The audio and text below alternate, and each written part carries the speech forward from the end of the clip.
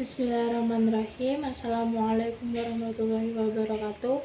Perkenalkan, nama saya Auria Alvina Meklara Pusuha dengan nomor NIM 2051050100023 dari Perbankan Syariah 4. Baik, di sini saya akan menanggapi materi dari Bapak Abdul Wadud Nafis LC MEI mengenai definisi ilmu ekonomi.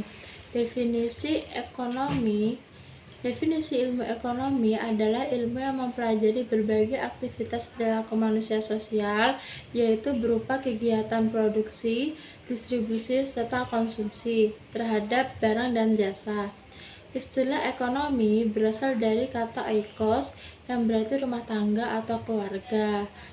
Dan yang selanjutnya mengenai definisi ekonomi Islam.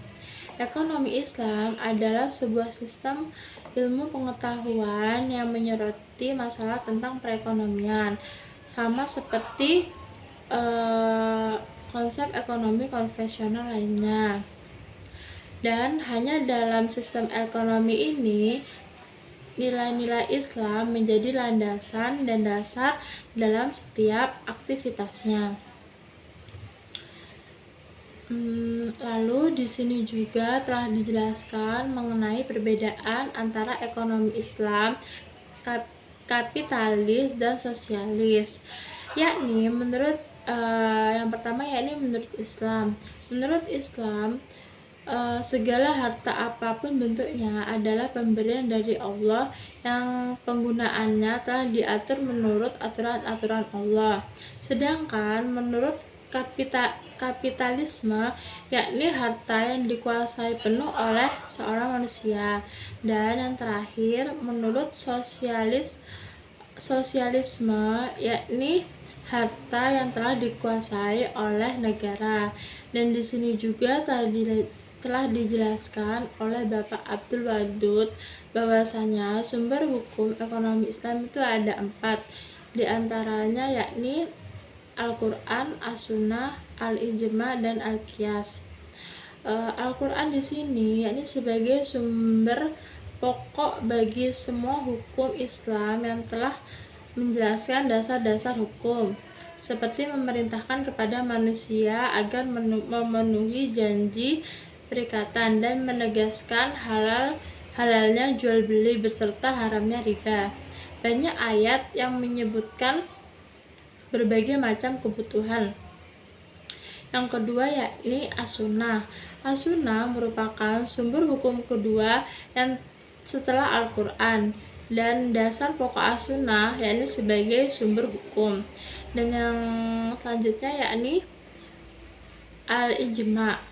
Al-Ijma merupakan suatu proses pengumpulan perkara dan memberi hukum atasnya serta meyakininya. Sedangkan pengertian qiyas yakni suatu proses pengukuran sesuatu atas lainnya dan mempersamakannya.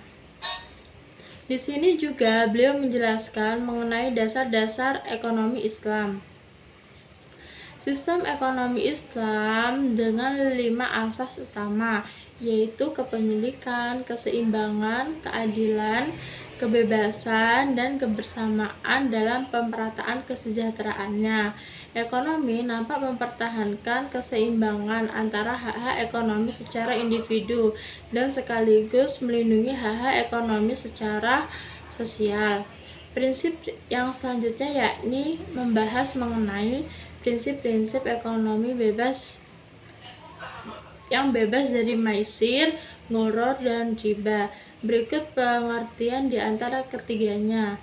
Riba adalah kelebihan nominal pengembalian hutang pokok yang dibebankan pada peminjaman. Sedangkan goror adalah ketidakjelasan objek penyerahan maupun harga.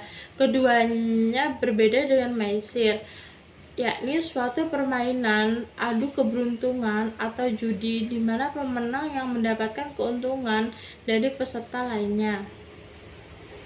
Mungkin hanya ini yang dapat saya tanggapi, kurang lebihnya mohon maaf. Terima kasih. Sekian, wassalamualaikum warahmatullahi wabarakatuh.